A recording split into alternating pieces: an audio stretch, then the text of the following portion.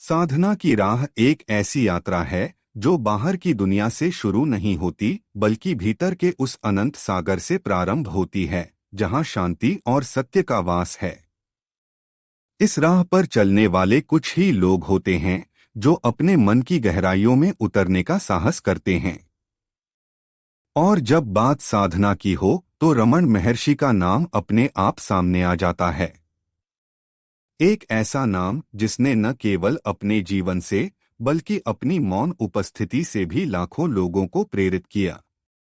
आज हम उनकी साधना की राह पर चलेंगे, उनके विचारों को महसूस करेंगे और उन कोट्स के जरिए जीवन की गहराई को छूने की कोशिश करेंगे जो उनके शब्दों में नहीं बल्कि उनके होने में छिपे थे। यह कहानी उस शख्स की है जिसने साधना को एक कला बना दिया, एक ऐसा रास्ता जो हमें अपने भीतर की अनंत संभावनाओं से मिलाता है। साधना का पहला कदम आत्मजिज्ञासा। रमण महर्षि कहते थे, अपने आप से पूछो मैं कौन हूँ। यह सवाल सुनने में जितना सरल लगता है उतना ही गहरा और रहस्यमयी है। एक दिन जब वह सिर्फ 16 साल के थे, उनके मन में मृत्यु का भय उठा। लेकिन उस भय ने उन्हें डराया नहीं बल्कि एक अनोखी खोज की ओर ले गया।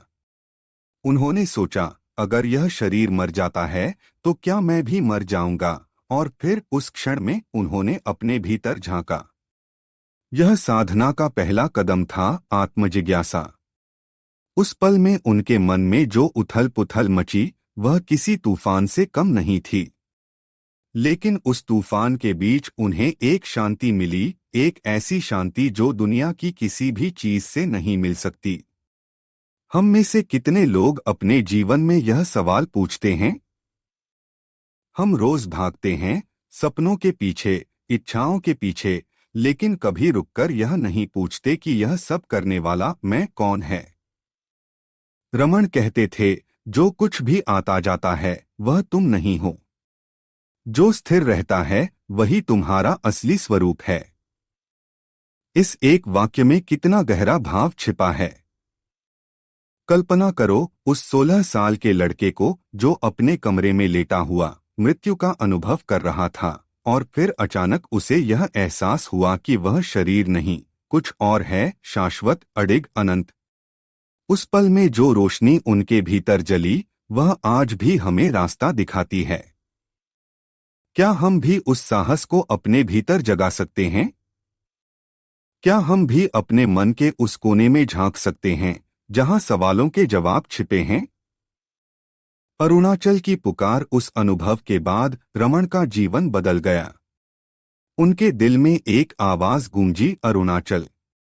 वह पर्वत जो उनके लिए सिर्फ एक जगह नहीं बल्कि एक जीवंत ऊर्जा था। वह घर छोड़कर निकल पड़े, बिना किसी योजना, बिना किसी डर के। रास्ते में भूख प्यास लगी, थकान हुई, लेकिन उनके कदम नहीं रुके। जब वह अरुणाचल पहुंचे तो वहां की शांति ने उन्हें पूरी तरह अपने आगोश में ले लिया। वह कहते थे, अरुणाचल मेरा गुरु है। यहां आकर मुझे लगा कि मैं घर लौट आया हूं। उस पर्वत की चोटी पर बैठकर उन्होंने जो अनुभव किया वह शब्दों में बयान करना मुश्किल है। क्या तुमने कभी ऐसा कुछ महसूस किया है? एक जगह, एक पल जहां तुम्हें लगे कि तुम्हारी सारी खोज खत्म हो गई। रमण के लिए वह अरुणाचल था। वहां की गुफाओं में वह घंटों मौन में बैठे रहते। उनके लिए मौन कोई खालीपन नहीं था बल्कि वह एक ऐसी भाषा थी जो शब्दों से परे थी।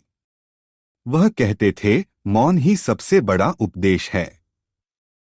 और सचमुच उनके पास आने वाले लोग उनके शब्दों से ज्यादा उनके मौन से सीखते थे। उस मौन में एक ऐसी ताकत थी जो मन को शांत कर देती थी, दिल को सुकून देती थी। क्या हम भी अपने जीवन में उस मौन को जगह दे सकते हैं? उस शांति को जो बाहर की चीजों से नहीं बल्कि भीतर से आती है। क्या हम उस पर्वत की पुकार को अपने दिल में सुन सकते हैं जो हमें अपने असली घर की ओर बुलाता है? साधना का अर्थ त्याग नहीं, स्वीकार। रमण महर्षि की साधना को देखकर लोग अक्सर सोचते हैं कि यह त्याग की राह है, लेकिन क्या वाकई ऐसा था? वह घर छोड़कर गए, यह सच है, लेकिन उनका कहना था त्याग का मतलब कुछ छोड़ना नहीं, बल्कि यह समझना है कि कुछ भी तुम्हारा था ही नहीं। यह कितना अद्भुत विचार है। हम दिन रात चीजों को पकड़े रहते हैं, रिश्ते, संपत्ति, पहचान।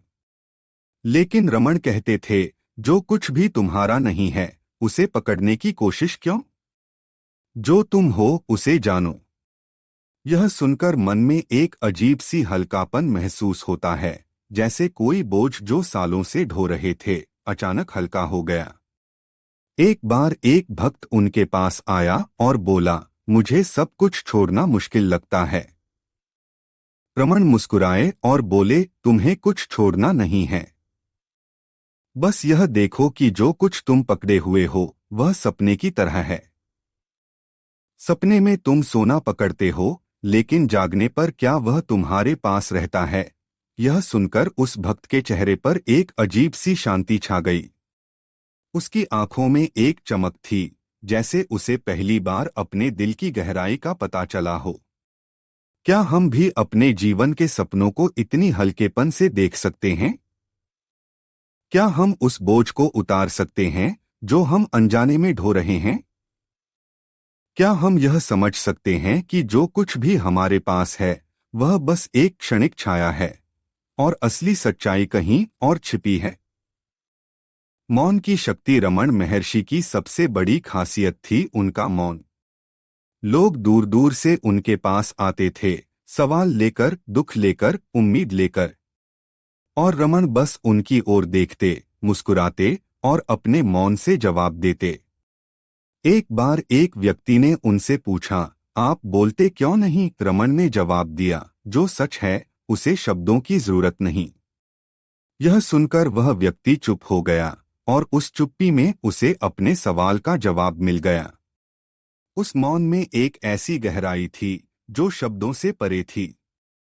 क्या तुमने कभी मौन की इस ताकत को महसूस किया है? जब शब्द खत्म हो जाते हैं और सिर्फ एक गहरी शांति रह जाती है। रमण का मौन ऐसा ही था, एक ऐसा दर्पण जिसमें हर कोई अपने आप को देख सकता था। वह कहते थे, मन को शांत करो और सब कुछ अपने आप साफ हो जाएगा। लेकिन यह इतना आसान नहीं है, है ना? हमारा मन तो हर पल कुछ न कुछ सोचता रहता है। कभी बीते हुए कल की यादें, कभी आने वाले कल की चिंता। लेकिन रमण की यह बात हमें एक राह दिखाती है कि शायद हमें हर सवाल का जवाब ढूंढने की जरूरत नहीं, बस अपने मन को थामने की जरूरत है। उस मौन में जो शक्ति है वह हमें अपने भीतर की उस रोशनी तक ले जा सकती है जो हमेशा से हमारे साथ थी।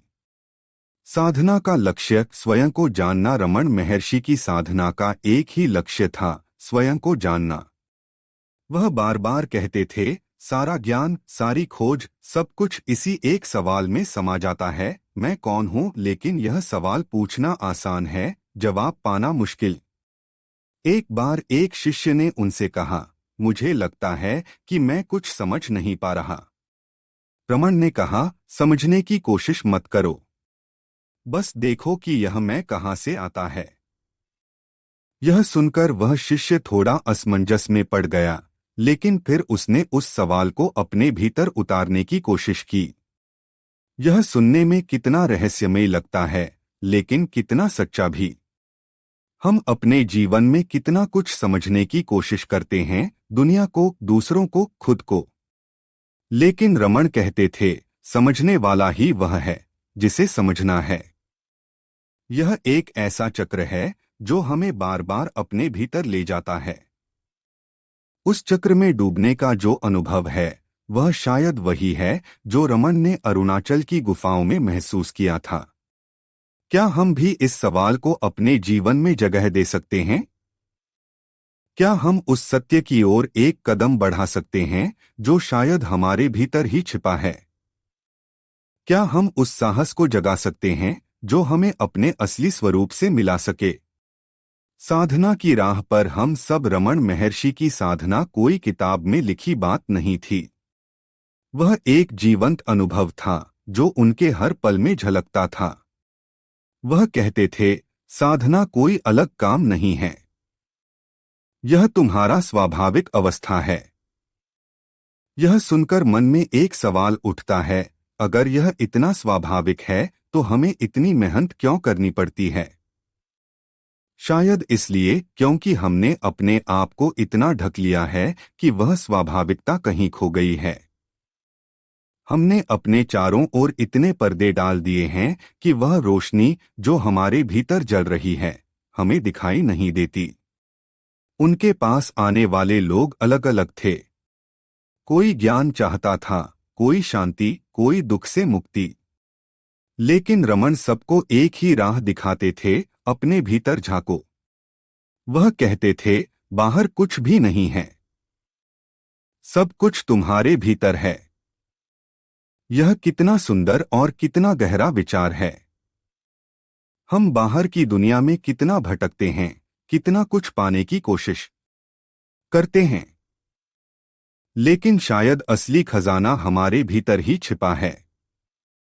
रमन की यह बात हमें एक नई दृष्टि देती है कि शायद हमें कहीं जाने की जरूरत नहीं, बस अपने भीतर लौटने की जरूरत है। साधना का सौंदर्य। रमन महर्षि की साधना में एक अनोखा सौंदर्य था। वह न तो लंबे चौड़े उपदेश देते थे, न ही किसी को डराते थे। उनकी साधना में एक सादगी थी, एक सहजता थी। वह कहते थे, जीवन को जटिल मत बनाओ, जो है उसे वैसे ही स्वीकार करो। यह सुनकर मन में एक ठंडक सी छा जाती है। हम अपने जीवन को कितना उलझा लेते हैं, कितने सवालों में खो जाते हैं। लेकिन रमन की यह बात हमें एक नई राह दिखाती है कि शायद हमें हर चीज को सुलझाने की जरूरत नहीं, बस उसे अपनाने की जरूरत है। उनके पास आने वाले लोग अक्सर कहते थे कि उनकी मौजूदगी में एक अजीब सी शांति मिलती थी। वह शांति जो बाहर से नहीं बल्कि भीतर से आती थी। वह कहते थे, शांति ही तुम्हारा असली स्वरूप है। उसे ढूंढने की जरूरत नहीं, बस उसे ढकने वाली चीजों को हटाओ। यह सुनकर मन में एक सवाल उठता है, क्या हम भी अपने जीवन में उस शांति को जगह दे सकते हैं? क्या हम उन पर्दों को हटा सकते हैं जो हमें अपने असली स्वरूप से दूर रखते हैं? अंतिम विचार। रमन महर्षि की साधना की राह हमें यह सिखाती है कि जीवन का असली मोल बाहर की चीजों में नहीं बल्कि भीतर की शांति में है। वह कहते थे, खुशी तुम्हारा स्वरूप है, उसे ढूंढने की जरूरत नहीं, बस उसे ढकने वाली चीजों को हटाओ। यह सुनकर मन में एक हल्कापन सा आता है, एक उम्मीद जागती है। उनकी यह बात हमें एक नई प्रेरणा देती है कि शायद हमें कुछ पाने की दौड़ में शामिल होने की जरूरत नहीं, बस अपने भीतर की उस खुशी को पहचानने की जरूरत है। तो आइए हम भी इस राह पर एक कदम बढ़ाएं। शायद हमें अरुणाचल जाने की जरूरत न पड़े, लेकिन अपने मन की गहराइयों में उतरने का साहस तो कर सकते हैं। रमन महर्षि की यह साधना की राह हमें बुलाती है, एक ऐसी राह जो कठिन हो सकती है, लेकिन जो हमें हमारे असली घर तक ले जाती है। यह राह हमें उस सत्य की ओर ले जाती है जो शायद हमेशा से हमारे भीतर था, बस हमें उसे देखने की नजर चाहिए। क्या तुम तैयार हो इस यात्रा के लिए? अपने भीतर के उस सत्य को खोजने के लिए जो शायद हमेशा से हमारा इंतजार कर रहा है। आइए उस मौन को सुनें, उस शांति को महसूस करें और उस साधना की राह पर चल पड़ें जो हमें अपने आप से मिलाती है। तो दोस्तों, यह था आज का वीडियो। अगर आपको यह जानकारी पसंद आई हो तो वीडियो को लाइक और शेयर जरूर करें। और हाँ, चैनल को सब्सक्राइब करना न भूलें। अगले वीडियो तक के लिए नमस्ते। धन्यवाद।